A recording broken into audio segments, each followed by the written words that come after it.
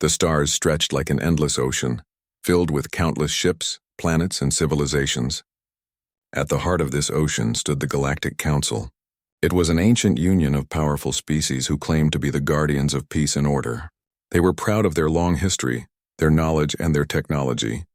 To them, no other race could match their greatness.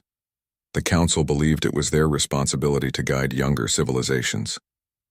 But guidance often meant control. They would give laws, rules, and demands. They would take tribute in resources and obedience.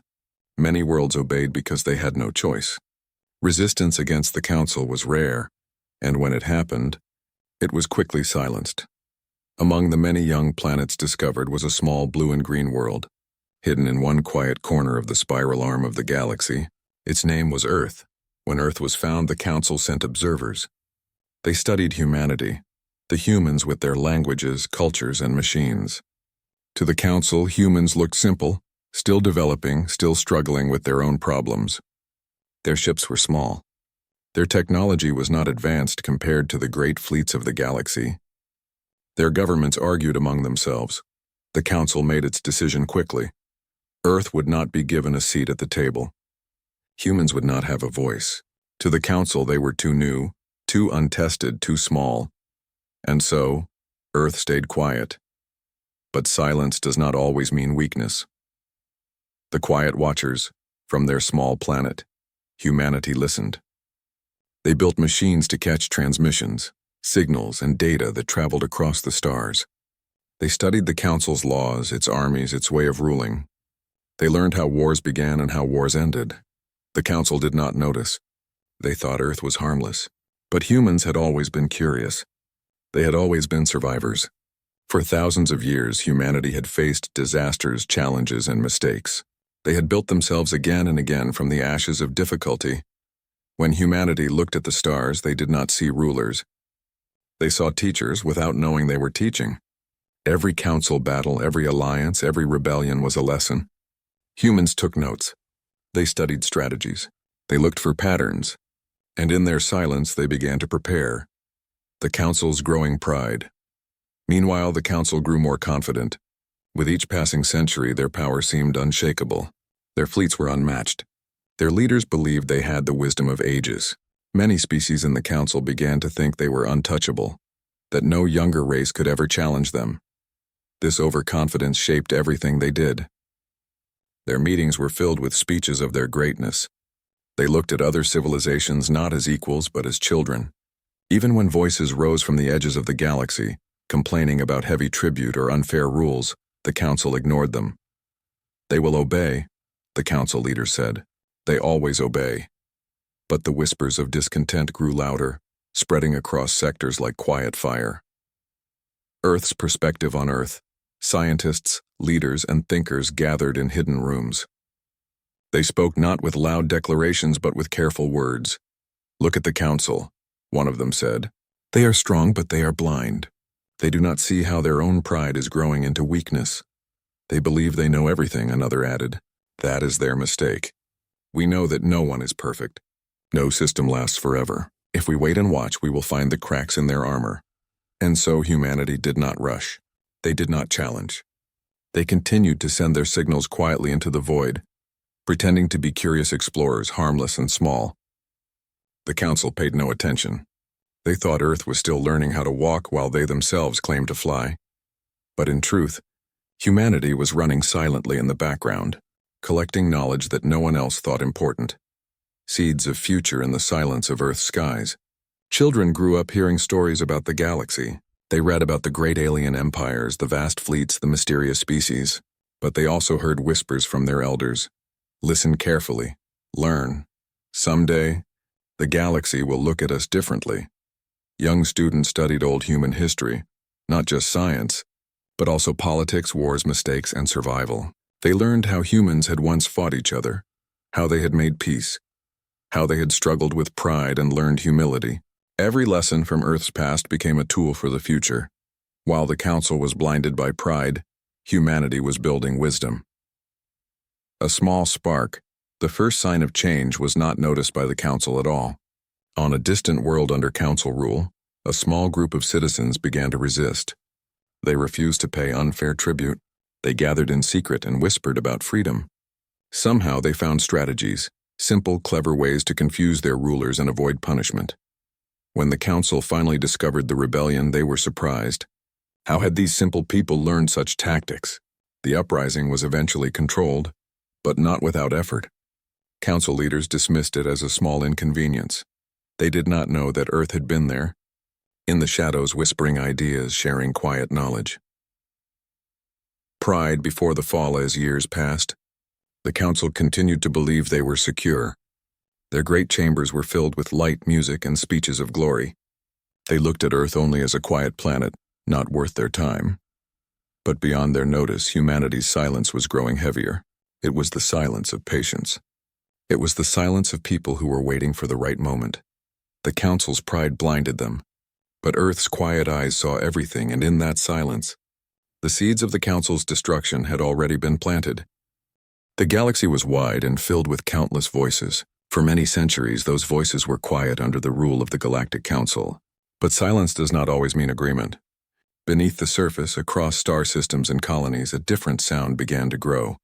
Whispers of rebellion. The Council still believed itself unshakable.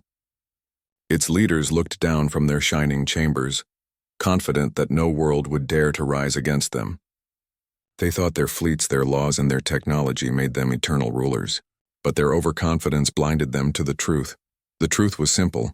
Many civilizations had grown tired of endless tribute, tired of rules that did not respect their cultures, tired of being treated as children. And into this quiet frustration, humanity stepped, still small, still underestimated, still ignored. But unlike others, humanity carried with them a gift, the art of patience and the art of ideas. The first whispers on. A mining world called Tiricon, workers lived under council control. They dug deep into the ground, pulling out metals that were sent to fuel council fleets. The workers received little in return. They dreamed of freedom, but fear kept them silent. One evening, a group of miners gathered in a dark tunnel after their shift. They spoke softly, afraid someone might hear. "What if we stop?" one asked. "They would punish us," another replied. "But if we never stop, we will live like this forever." It was then that a strange signal reached them. It was not a command, not a weapon, but a story. A story of people on a faraway world who had once resisted unfair rule, not with strength, but with cleverness. The story told of small groups who acted quietly, who worked together, who confused their rulers by being unpredictable.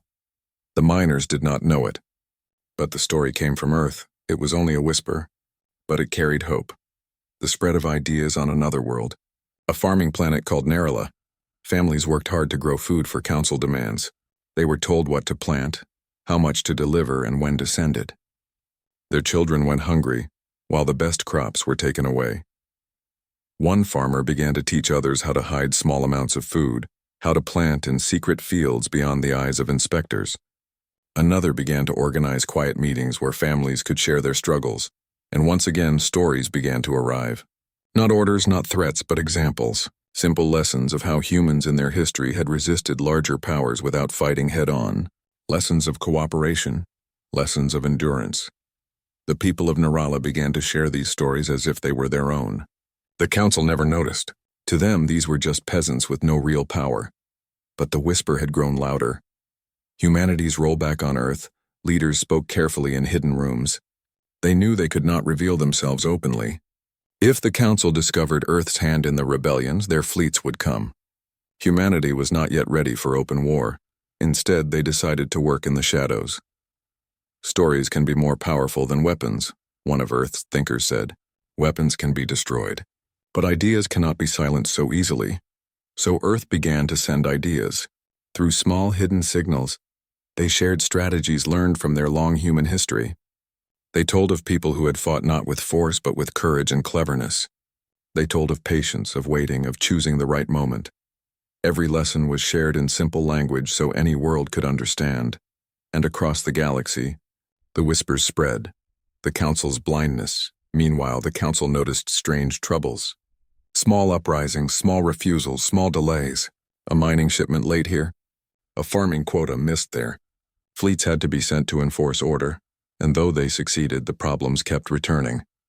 Council leaders met in their bright halls, arguing among themselves. "These worlds grow restless," one said. "They must be reminded of our power," another declared. "Perhaps they are being influenced by outsiders," Nyin suggested a third. But when someone mentioned Earth, the chamber laughed. "Humans? Those small creatures? They are not ready for space politics. They cannot even agree among themselves. They are harmless." The council moved on, blind to the truth. Their overconfidence kept them from seeing that the smallest planet was becoming the loudest teacher. The fire grows on. A desert world called Zerath. Students gathered in secret. They met at night under the starlit sky, whispering about change. One of them, a young woman named Riala, held a small device that carried messages from the shadows. She read the words aloud. "Do not fight in the open. Move like water. Flow where they do not expect. Be patient. Strength grows in silence." Her friends listened carefully. They began to plan small acts of resistance, nothing violent, only clever tricks. They confused council inspectors with missing records. They delayed shipments by breaking machines. They spread stories of hope among their people. Though they were small acts, they carried a bigger meaning. The galaxy was learning to resist. And each time they resisted, their confidence grew. Humanity watches from Earth. Scientists and leaders watched the galaxy carefully. They monitored signals, studied reports, and observed every reaction of the council. "They still do not see us," one of them said quietly. "That is their mistake," another answered. "They think silence means weakness. But silence is where strength begins." Humanity did not rush to reveal themselves. They did not claim credit for the rebellions. They only continued to feed them with ideas, with hope, with strategies born from Earth's long past. Humanity knew one truth clearly. The Council could crush ships, but they could not crush the will of free people once it was awakened. A galaxy of whispers in time, the whispers spread across sectors. On world after world, citizens began to share quiet acts of resistance. Farmers hid food. Miners slowed production. Students shared ideas in secret gatherings. Leaders of small colonies began to meet quietly with one another, exchanging knowledge. And through it all, humanity's influence remained unseen but steady. They were not giving orders. They were not building empires. They were only planting seeds, seeds of courage, seeds of unity, seeds of rebellion. The council grew frustrated but still laughed at the idea of humans. They could not imagine that a small, unimportant planet could shake the pillars of their power. But the galaxy was changing. The whispers were no longer whispers. They were becoming voices. And soon, voices would become a roar. The beginning of storms one night on Earth, as leaders studied transmissions from distant colonies, a scientist leaned forward and said, "It has begun. The galaxy is stirring. The Council still believes they are untouchable, but their foundation is cracking. The whispers we planted have grown roots." A silence filled the room, heavy but full of meaning. Humanity knew what this meant.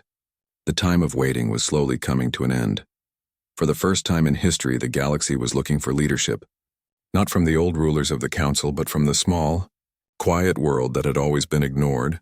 The storm was coming, and humanity was ready to step into it. The galaxy had always seen the Galactic Council as eternal, as the highest authority among the stars.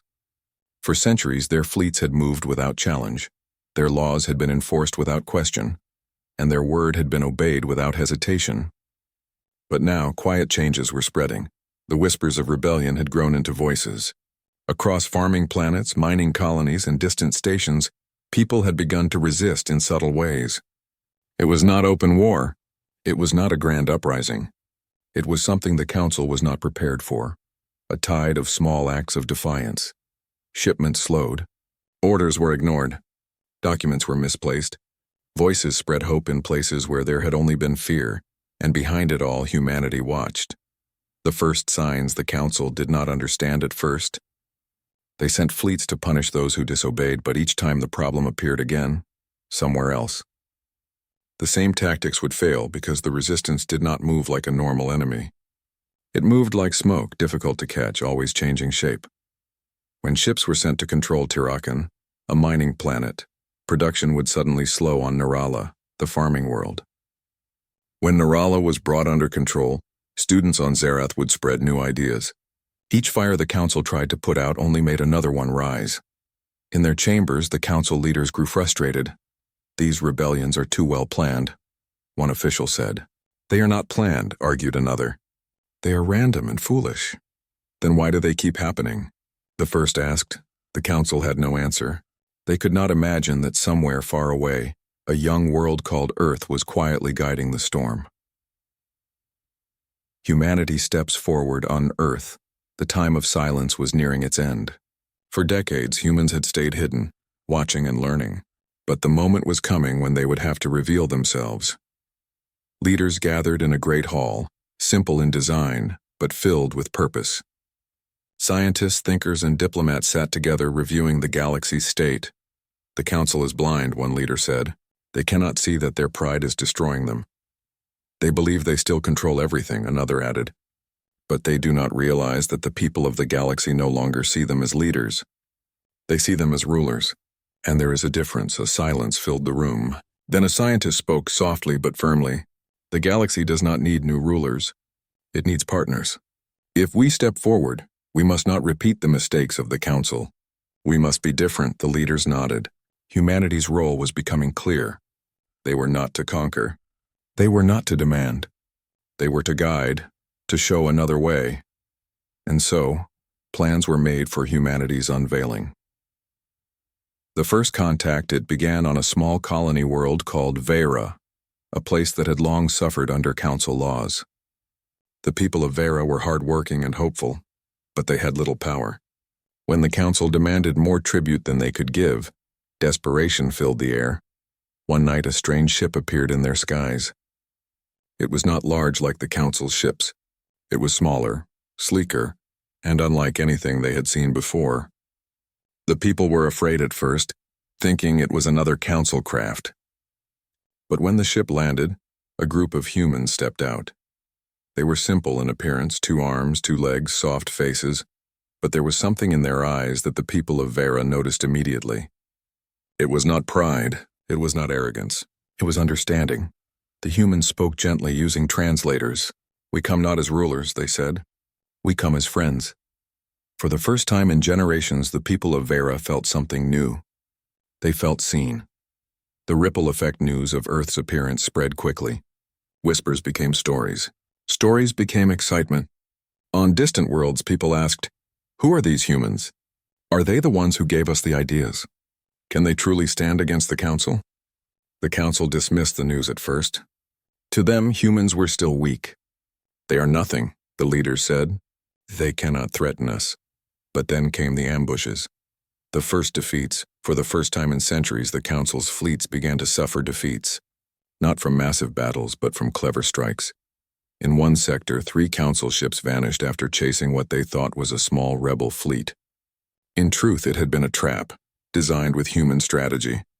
In another sector, supply lines were cut off by movements so unexpected that council commanders were left confused. The council was stunned. Their ships were stronger, their weapons more advanced. How could they be losing? The answer was simple. They had never faced an enemy who refused to play by their rules. Humanity had studied for years. They knew the council's patterns, their pride, their weaknesses, and now they used that knowledge with precision. Humanity revealed. The council finally realized the truth when a prisoner was brought before them. He was from a rebellious colony, captured during a raid. When asked who led them, the prisoner spoke a single word: humans. The chamber fell silent. The officials looked at each other in disbelief. "Impossible," one said. "They are too young," argued another. "They are guiding this rebellion," the prisoner insisted. "They are the reason you cannot control us anymore." For the first time, the council felt something they had not known in centuries: fear. The galaxy watches across the stars. The name of Earth began to spread. It traveled from mining tunnels to farming fields, from student gatherings to colony halls. People spoke of humans not as rulers but as allies. "They fight for us," some said. "They give us hope," others whispered. "They show us that the council is not invincible." And so a new question began to rise across the galaxy. If not the council, then who should lead? Many eyes turned to Earth. Humanity's message on Earth. The leaders knew the moment had come to speak openly. They sent a message across the stars, a broadcast that reached countless worlds. It was not filled with threats. It was not filled with promises of conquest. Instead, it was simple. We are the people of Earth. For many years, we watched in silence. We saw the Council's strength, but we also saw their pride. We do not come to rule. We do not come to demand. We come to say that every world has a right to its own voice. Unity is not built by control, but by respect. If you wish for freedom, know that you are not alone. The words were clear, the tone calm, and yet across the galaxy hearts stirred. For the first time, someone had spoken not as a master, but as a friend. The Council trembles. The Council gathered in emergency meetings. For the first time in centuries, they did not feel confident. Reports of lost fleets arrived daily. Colonies that once obeyed were now questioning their rule. Their power was cracking. We must destroy Earth before it grows further, one leader said. Even if we destroy them, the idea they spread will remain, another replied. They are nothing compared to us, shouted a third. But deep inside, they knew the truth. Earth had unveiled not only their presence, but also the Council's weakness. A turning point. The unveiling of Earth changed everything. It was no longer a hidden whisper. It was no longer a secret movement. It was a reality the Council could not ignore. The galaxy had seen humanity. The galaxy had heard their words. The galaxy had begun to hope, and in that hope, the Council's power began to crumble. The quiet planet that had once been ignored was now the center of attention. Earth had stepped into the light. The storm was no longer coming. The storm had arrived. The Council had always believed in their own greatness. For centuries, their fleets ruled the skies, their laws controlled the planets, and their voices silenced all disagreement. They thought themselves untouchable. But now the galaxy was changing. The unveiling of Earth had shaken everything. What once was only whispers of rebellion had become loud voices across colonies and star systems. The Council was no longer feared as it had been. People were beginning to see them as proud rulers who had lost touch with those they governed. And at the center of this change stood humanity. The cracks in the Council met in their shining chambers, filled with high walls and glowing lights. Leaders from many species argued endlessly. They are only humans, one shouted, a small species from a forgotten world. How can they threaten us? Another replied sharply. If they are small, then why are our fleets losing battles? Why do our colonies ignore us? Why does the name of Earth spread like fire? No answer came. The Council had grown used to believing their strength was enough. They did not know how to face a new kind of challenge, an enemy that fought not with stronger weapons, but with clever ideas and unity. For the first time, doubt filled their chambers. The human way humanity did not try to outmatch the Council in size or strength. They knew they were smaller. They knew their fleets were not as powerful. But they also knew something the Council had forgotten: flexibility. While the Council followed strict traditions and repeated the same strategies, humans adapted. Every time a Council fleet attacked, humans changed their approach. They did not fight the same way twice. They studied every mistake and turned it into a lesson. A Council commander once said, "They move like shadows. When we strike, they are already gone. When we wait, they appear where we least expect." It was this unpredictability that turned the Council's overconfidence into weakness. Their pride told them they were too strong to fail. But each defeat showed the galaxy that they could be beaten. The free worlds as humanity guided resistance across the stars. More and more worlds joined the cause. Miners, farmers, students, and leaders began to speak openly. On Tirakan, the miners who had once whispered in tunnels now marched in the open, demanding fair treatment. On Nirala, farmers refused to send their harvest to the Council, feeding their own people first. On Zerath, students wrote declarations of unity, promising to stand with Earth. For every world that rose, others found courage to follow. What began as scattered sparks had grown into a wide fire. Humanity did not claim these worlds as their own. Instead, they spoke to them as equals.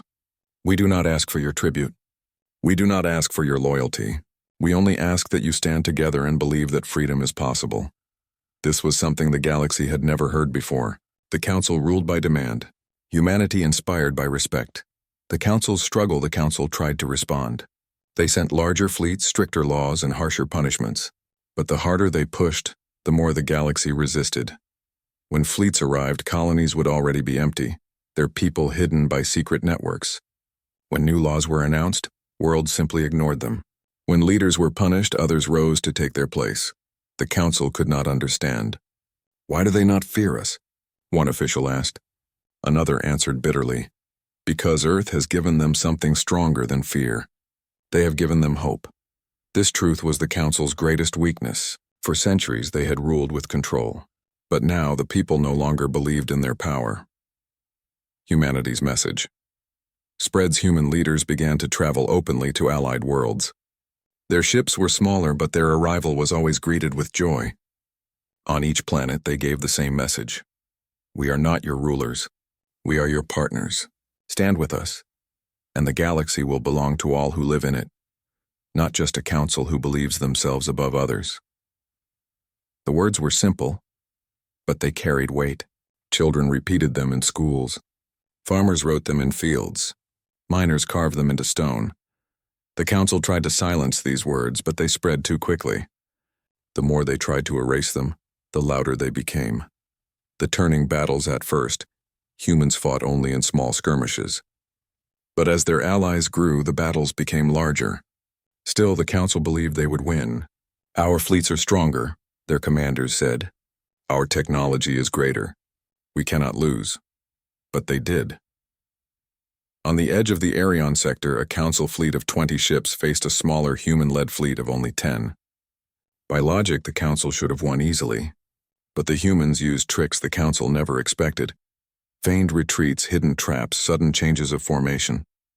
By the end, half the council's fleet was gone and the rest retreated. News of this spread quickly. For the first time in history, the council's fleets were not seen as invincible. The galaxy realized the council could be defeated. The council's fear in their chambers, the leaders grew restless. Their once proud voices were now filled with worry. "If this continues, we will lose our authority," one said. "We have already lost it," another whispered. Their pride had blinded them for too long. Now they saw too late that the galaxy no longer respected them. They had ruled with arrogance, and that arrogance had led to their downfall. But still they tried to hold on. "We must destroy Earth," one leader declared. "If we cut out the heart, the body will fall." It was a desperate thought born from fear. Humanity's stand. When Earth learned of the council's plan, they did not tremble. Instead, they prepared. They knew the council would send everything they had to crush them. But humanity also knew something else. They were not alone. Dozens of worlds had already declared their loyalty, not to Earth as rulers, but to the idea Earth carried.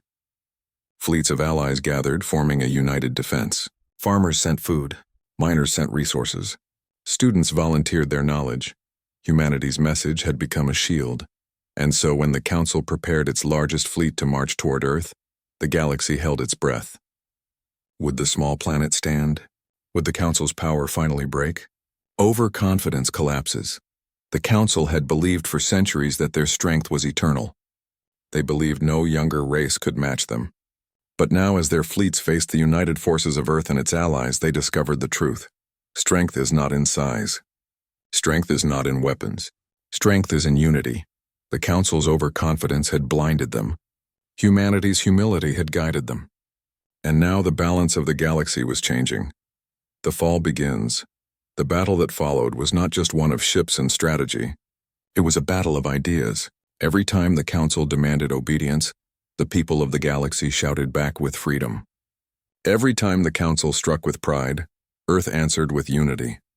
By the end, the council's greatest fleet was broken. Not destroyed completely, but scattered, forced to retreat.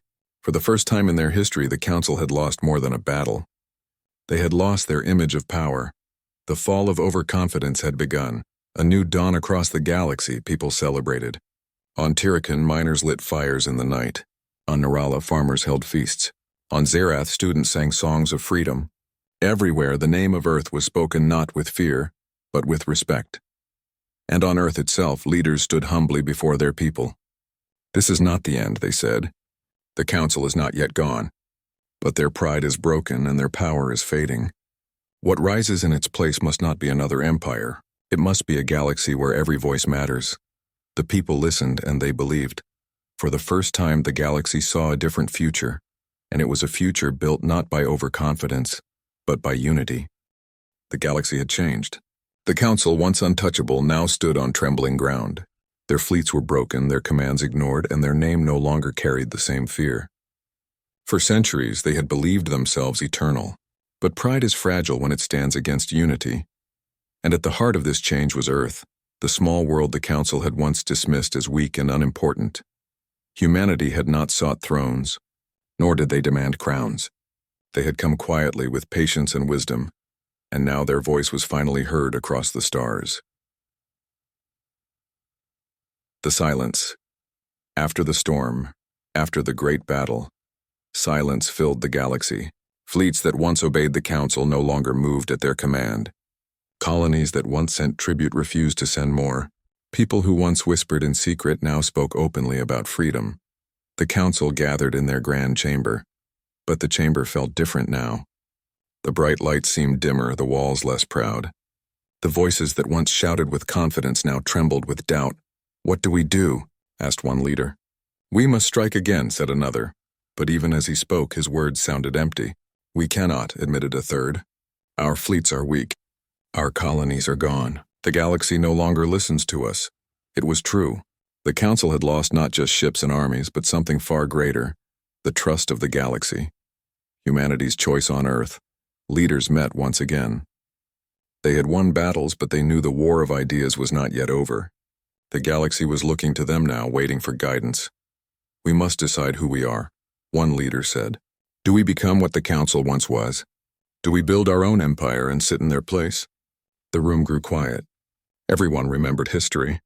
They remembered how the Council had begun as guardians of peace, only to grow proud and controlling.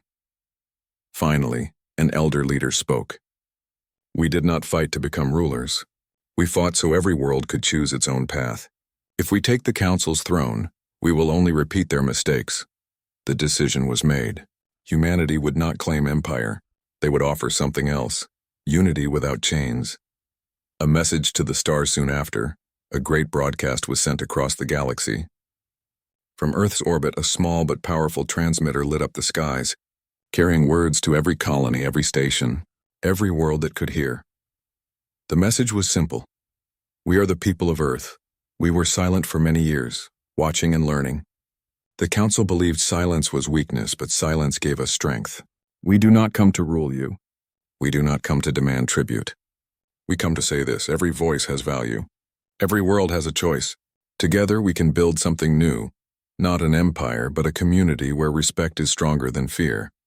The word spread quickly, faster than any fleet. People listened in their homes, in their farms, in their minds, in their schools. Some wept, some cheered, some simply sat in silence, feeling hope grow inside them. For the first time in memory, the galaxy was not listening to the Council. It was listening to Earth. The Council's end in the following months, the Council's power crumbled completely. Worlds withdrew from their control, refusing to send resources or soldiers. Council ships returned to empty docks, unwanted and abandoned. Some Council leaders left their posts, admitting defeat. Others tried to hold on, but their voices were ignored. The proud halls of the Council grew quiet, empty of meaning. The empire of Arrogance had fallen, not through destruction but through abandonment, and the galaxy did not mourn. The new assembly, with the Council gone, a question remained. What would come next?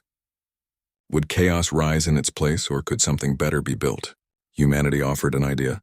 They invited representatives from free worlds, farmers from Nerala, miners from Tirakan, students from Zerath, and countless others, to meet on neutral ground. They did not call it a council. They called it the Assembly of Voices. The assembly was not a place of rulers, but a circle of equals. Each world sent a voice, no matter how small or how great. There were no thrones, no crowns, no demands. Instead, there were discussions, agreements, and respect. At first, it was slow. Worlds disagreed. Old rivalries returned. But the difference was clear. No one forced them to obey. Every decision came through unity. And at the heart of this assembly sat Earth, not above others, but among them. Humanity's example. The galaxy soon realized something important. Humanity had not won because they were stronger. They had not won because they had more ships or better weapons. They had won because they understood something the Council had forgotten. True strength is not control, but cooperation. Every world began to learn from Earth's example. Miners learned patience. Farmers learned cleverness. Students learned courage. Leaders learned humility. Humanity's history, filled with mistakes and lessons, became a guidebook for the stars. And while Earth shared freely, they never claimed superiority. Instead, they reminded others, we are all learning. We are all growing. The galaxy belongs to everyone. A quiet world, now respected back on Earth, life slowly returned to calm. Children played under blue skies, looking up at the stars with new wonder. Farmers worked their fields, knowing their harvest no longer fed an empire but fed their own people and allies. Scientists studied the skies not with fear, but with curiosity. Earth had once been ignored, called small and unimportant, but now its name was spoken with respect across the galaxy, not because it ruled, but because it inspired. The quiet world had become the loudest voice. The lesson of pride in time. People looked back at the fall of the Council and the rise of Earth. They asked themselves, how did such a mighty power fall? How did such a small planet rise? The answer was clear. The Council fell because of pride. They believed strength made them eternal. They believed silence was weakness. They believed they could never be challenged. Earth rose because of humility. They listened before they acted. They learned before they spoke. They believed silence could hold power, and when they finally used their voice, the galaxy listened. The new galaxy years passed, and the assembly of voices grew stronger. Worlds that once feared one another now worked together. Trade increased. Knowledge was shared. Peace was not perfect. There were still disagreements and mistakes, but there was no single hand forcing obedience. Instead, there was dialogue. There was respect, and at the center, Earth remained a guide, not a ruler. The final truth one day, as the assembly ended its meeting, a representative from a small world asked a human diplomat, "Why did you help us? Why did you not take the council's place and rule?" The human smiled gently and replied, "Because we know what it feels like to be ignored. We know what it feels like to be underestimated. We fought not to rule, but so no one else would feel the same silence we once felt." The representative bowed their head, understanding, and so the final truth of Earth's story spread. They had stayed quiet until the galaxy needed them. They had risen when pride had fallen. They had spoken not with arrogance but with humility, and in the end, the quiet voice of Earth changed the stars forever.